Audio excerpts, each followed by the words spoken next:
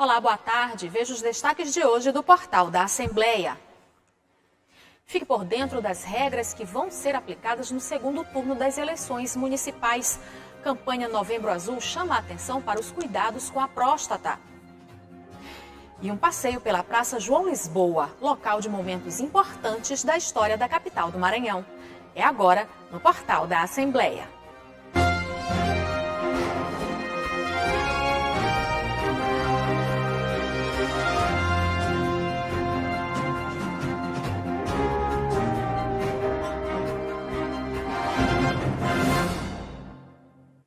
O eleitor já deve se preparar para o segundo turno de votação para prefeito de São Luís. Por isso é importante ficar atento às regras que devem ser cumpridas no pleito do dia 29 de novembro. A Justiça Eleitoral determina que quem deixou de votar no primeiro turno deve justificar a ausência para não correr risco de perder o título de eleitor. Com o fim do primeiro turno das eleições, o TSE, Tribunal Superior Eleitoral, declarou que o número de eleitores que não compareceram às urnas foi o maior em 20 anos e chegou a 23,1%. Agora, quem não votou para prefeito ou vereador poderá justificar a ausência por meio do e-título ou na plataforma do TSE. A justificativa pelo aplicativo poderá ser feita por quem está em situação regular na Justiça Eleitoral. O eleitor tem 60 dias após a eleição para se justificar. Agora veja algumas regras para a justificativa. Quem não votou no primeiro turno poderá votar no segundo. Isso porque cada turno de votação é tratado como uma eleição separada. As duas justificativas acontecem justamente por causa da eleição separada. Quem não comparecer nos dois turnos deverá então fazer duas justificativas. E o mais importante, o eleitor poderá ter o título cancelado se por 3 vezes deixar de justificar a ausência da votação. A campanha eleitoral para o segundo turno já começou. O dia da votação está marcado para o dia 29 de novembro.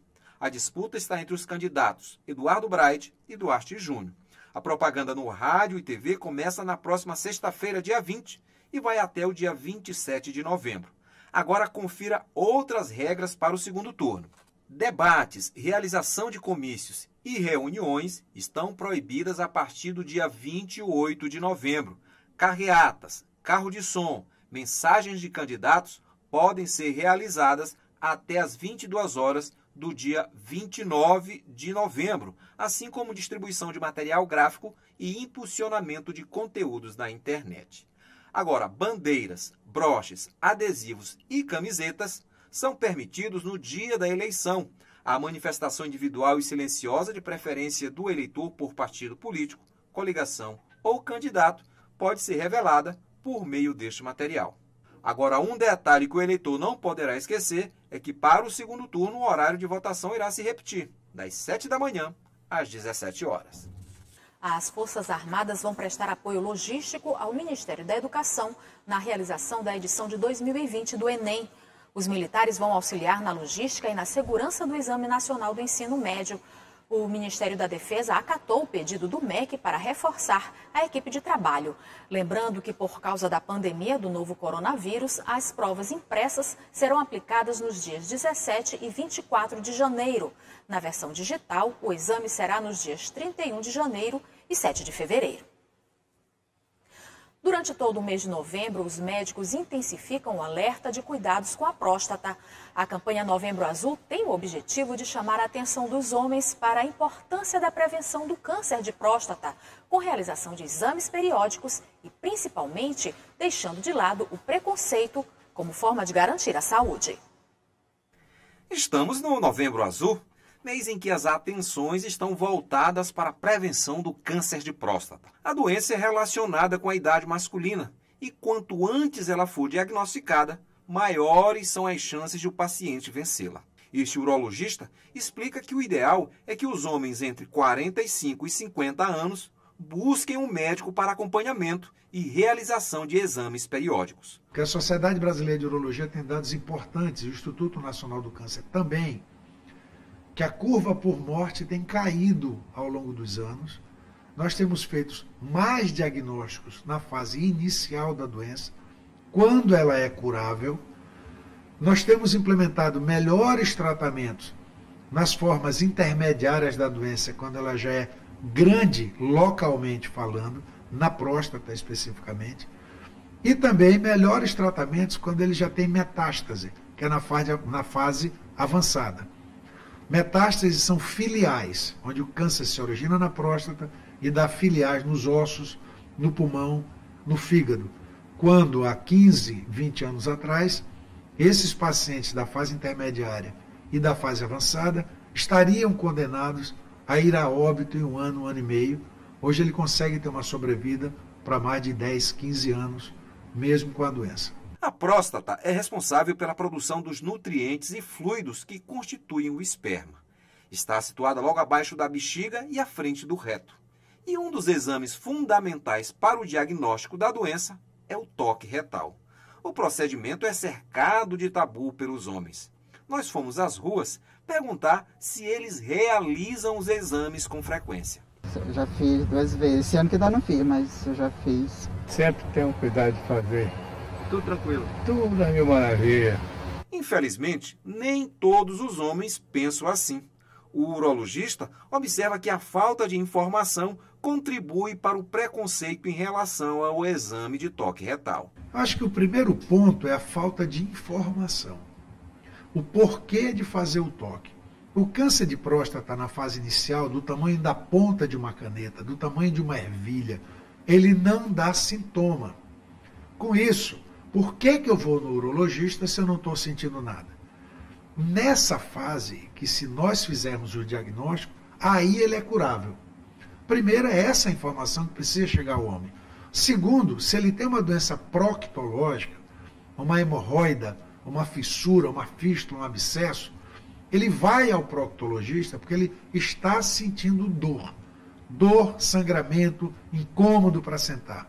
A próstata não, ela não dá sintoma nessa fase. E nessa fase, sem sintomas, é que o homem tem que ter a consciência que precisa ser examinado. A Associação Brasileira de Nutrologia, ABRAN, baseada em evidências científicas, defende que a alimentação saudável, exercício físico e manutenção do peso são os pilares para a prevenção do câncer de próstata.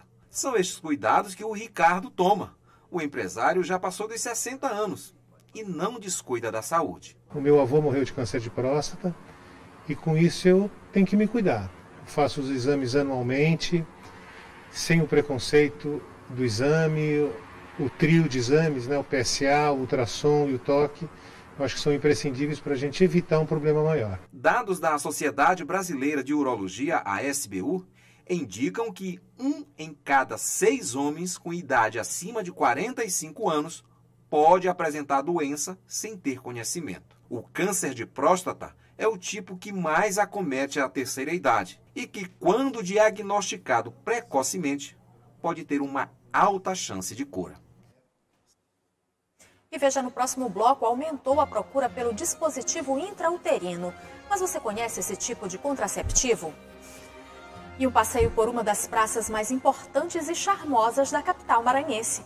O portal volta já.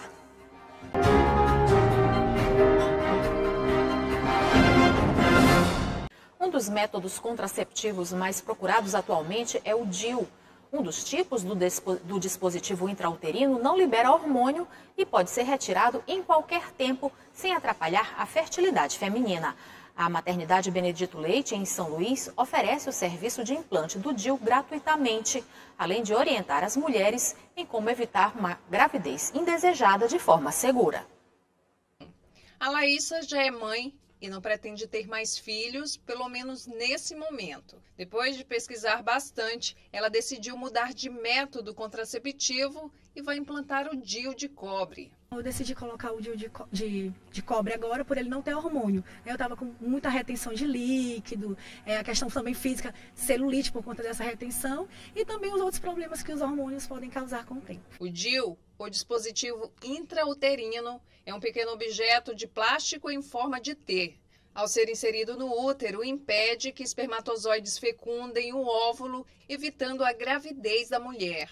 Existem 2 tipos mais comuns, o hormonal e o de cobre. O de cobre é distribuído gratuitamente pelo SUS e dura até 10 anos. É um dispositivo seguro, dispositivo que trabalha, por exemplo, hoje em dia, o DIU de cobre, ele está sendo colocado de graça pelo governo, através do SUS, que terminou já há uns bons anos, em que faz nas suas unidades de saúde e também nos hospitais públicos a colocação do DIU sem qualquer custo para a paciente. Na capital maranhense, o atendimento às mulheres que desejam implantar o DIU de cobre é realizado na maternidade Benedito Leite.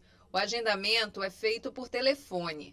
No hospital, elas recebem as orientações de como é feito o procedimento. A maternidade, ela atende uma grande quantidade de pacientes que procuram o serviço para fazer a inserção do DIU. A nossa demanda, ela é diária, né? Tem uma demanda realmente grande das mulheres que procuram fazer essa inserção, e até porque a maternidade oferece esse serviço todos os dias da semana, e a paciente já vem na certeza de que ela vai ser atendida, de que ela vai ser agendada para fazer a inserção deste dispositivo. O DIU de cobre é bastante eficaz, mas não é um método adequado para todas as mulheres. Por isso mesmo, a orientação é que a mulher procure um profissional de saúde que confirme o método contraceptivo correto. Como paciente que tem câncer de colo, câncer de endométrio, paciente que tem câncer de ovário, paciente que tem doença trofoblástica, benigna ou maligna,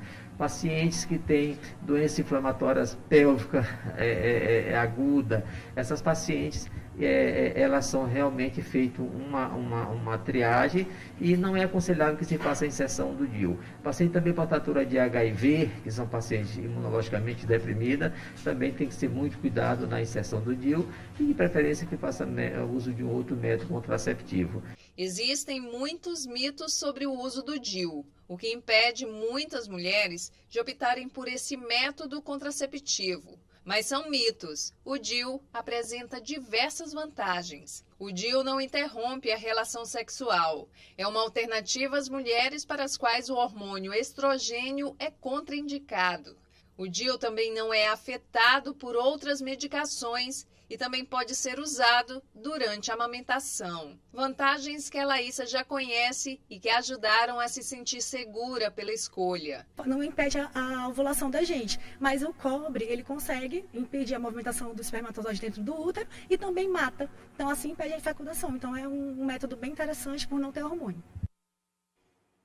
Começa hoje a primeira eliminatória do Festival Canta São Luís, o Festival Maranhense de Intérpretes da Música. O evento tem como objetivo incentivar a produção artística e revelar novos talentos. As apresentações dessa primeira etapa acontecem até o dia 20 de novembro, na Praça Maria Aragão, sempre a partir das 7h30 da noite. A finalíssima está marcada para o dia 4 de dezembro. Uma das praças mais importantes de São Luís é a Benedito Leite, localizada no coração do centro histórico. O local foi palco de momentos importantes da história da capital do Maranhão e é um dos lugares preferidos por quem gosta de contemplar as belezas da cidade.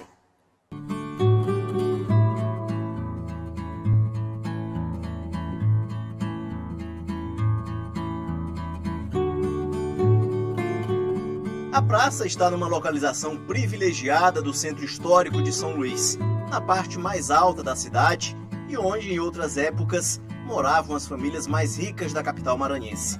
A estátua no meio da praça é uma homenagem ao ilustre jornalista, historiador, escritor e político João Francisco Lisboa, que nasceu em Pirapemas, no interior do Maranhão. João Lisboa foi provavelmente o nosso intelectual mais distinto, que teve mais projeção, né? Ele vivia entre São Luís, Rio de Janeiro e Lisboa. Então ele foi considerado um dos primeiros historiadores. E ele jornalista primeiro, né? E depois historiador. Então ele é considerado um jornalista e historiador nacional, é um dos grandes vultos nacionais da nossa literatura. O local é ponto de passagem de muita gente que circula pelas proximidades dessa região do centro de São Luís. Algumas pessoas, como a Rosenilde Pinheiro, sempre que passa pelo local, aproveita para descansar debaixo das sombras das árvores da Praça João Lisboa. Sempre senta para pegar um fresco, tem bastante árvores aqui, né? Ficar numa sombra, relaxar um pouco. Antes de voltar para casa. Isso, antes de voltar para casa. Depois da reforma realizada no Largo do Carmo e na Praça João Lisboa, garantiu acessibilidade e melhorou a estética dessa parte histórica da capital. De acordo com a historiadora Antônia Mota, a praça é testemunha de movimentos importantes da história da capital do Maranhão. Muitos comícios na greve de 51 foram aqui nesse espaço, né? Então, era um espaço principal da cidade, espaço de protesto, né? No século XX, porque era o espaço mais amplo da cidade. Ele concentrava toda a sociabilidade nesse espaço que era o maior.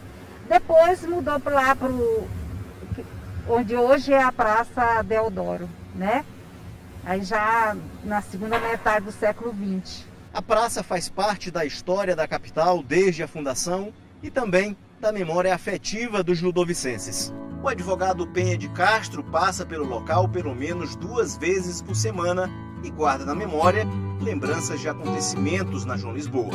Uma coisa que eu me lembro aqui e que eu prezo muito é aquele painel ali do Banco do Estado, né, que é uma obra de arte importante e que a gente tinha do outro lado um outro painel que infelizmente foi destruído, né?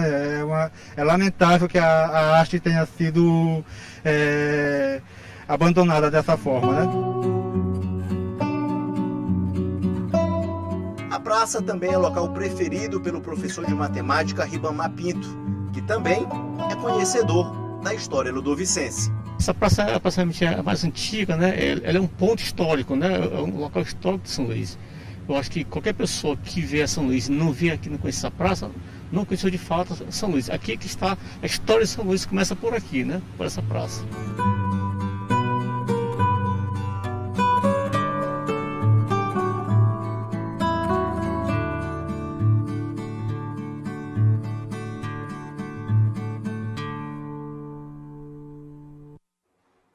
E o Portal da Assembleia fica por aqui. Para rever as reportagens de hoje, acesse o site al.ma.leg.br/tv. Ótima tarde para você. Até amanhã.